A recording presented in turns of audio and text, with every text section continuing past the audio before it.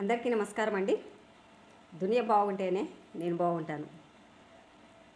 అయితే అండి ఈరోజు ఒక చిన్న న్యూస్ అయితే చెప్తాను.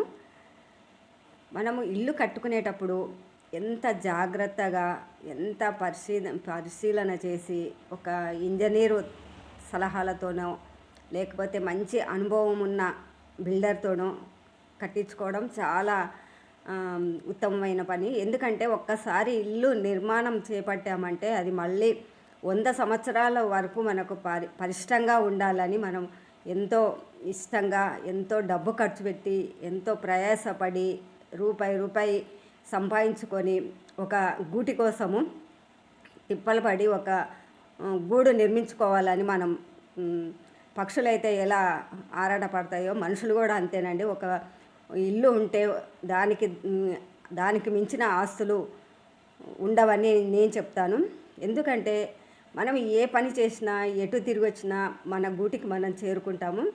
అలాంటప్పుడు మనము ఎలాంటి స్థలమైనా, ఎన్ని గజాలు, ఎన్ని గుంటలు ఇట్లాంటివి ఉంటాయి కదా.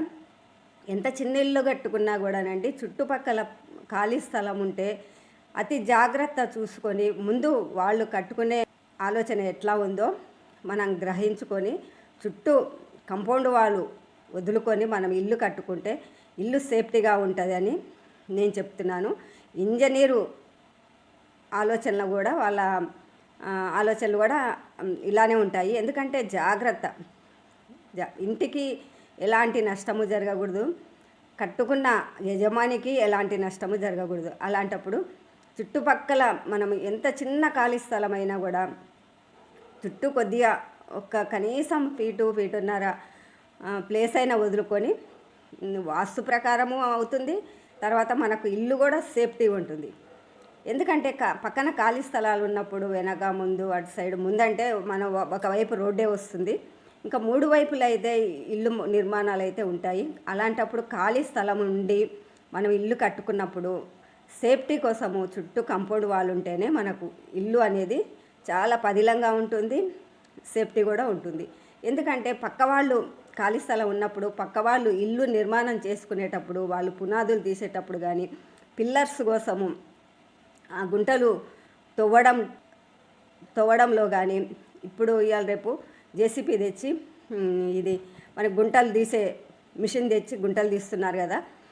అలాంటప్పుడు వాళ్ళు కట్టుకునే ఆలోచనలోనే ఉంటారు కానీ పక్కవారి బిల్డింగు ఏ రకంగా జాగ్రత్తలు తీసుకోవాలని వాళ్ళకు ఉండదండి.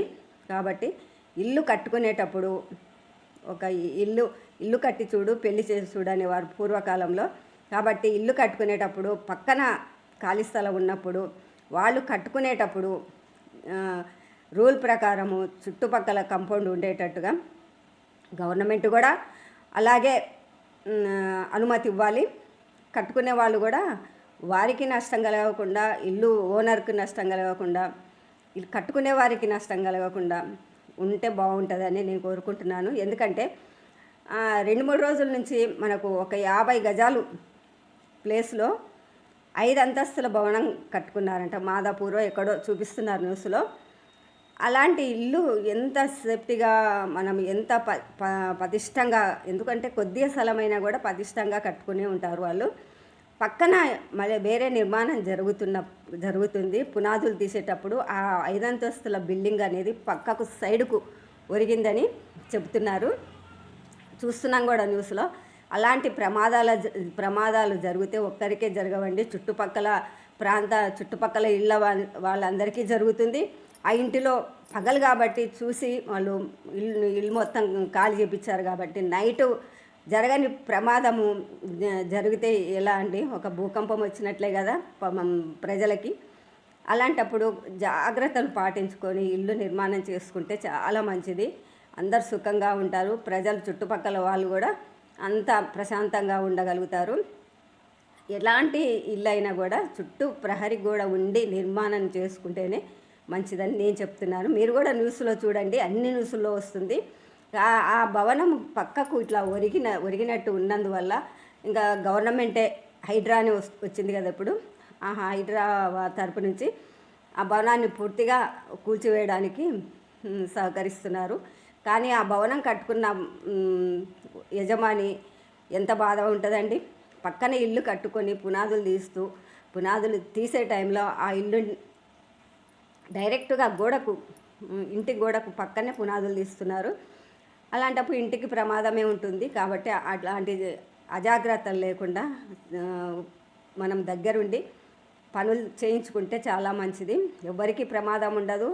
ఇల్లు చూడండి, 5 అంతస్తుల భవనం అంటే ఎంత చిన్న ప్లేస్ అయినా సరే అంటే వాళ్ళకు ఉన్నంతలో కట్టుకున్నారేమో. కాకపోతే అది కూలిపోతే ఆ నష్టపరిహారం ఎవరివ్వాలండి? పాపం ఎంత కష్టపడి వాళ్ళు ఆ ఉన్న ప్లేస్లోనే రెంట్కి ఇచ్చుకోవడానికో వాళ్ళ సేఫ్టీ కోసము ఉన్నంతలోనే నిర్మించుకున్నారు. కాబట్టి ఇలాంటి ప్రమాదాలు జరగకుండా అందరూ పక్కన ఖాళీ స్థలం ఉన్నప్పుడు వాళ్ళు ఇల్లు నిర్మాణం చేసేటప్పుడు మన జాగ్రత్తలో మనం ఉండాలి. వాళ్ళు కట్టేవాళ్ళు కూడా జాగ్రత్తగా ఉండాలని కోరుకుంటున్నాను. మీకు ఈ వీడియోలో నచ్చినట్లయితే మీకు ఇంకా ఎవరికైనా సలహాలు చెప్పాలనుకుంటే మీరు కూడా పక్కవారికి షేర్ చేయండి. ఒక మంచి సలహా ఇచ్చిన వాళ్ళం అవుతాము. ఎందుకంటే వాళ్ళకు తెలిసినా తెలియకున్నా వాళ్ళకి తెలియని వాళ్ళైతే ఎవరు ఉండరు. ఇవాళ రేపు తెలుసుకోవాలని కూడా ఇంకా జాగ్రత్తగా ఉండాలని మెలకువలతో మనము ఏ పనైనా చేసుకుంటే సంతోషంగా ఉండగలుగుతామని నేను చెప్తున్నాను. కాబట్టి మీకు ఈ వీడియో నచ్చినట్లయితే ఒక లైక్ అయితే ఇవ్వండి. నేను చెప్పిన మన న్యూస్ ఛానల్లో వస్తున్నాయి.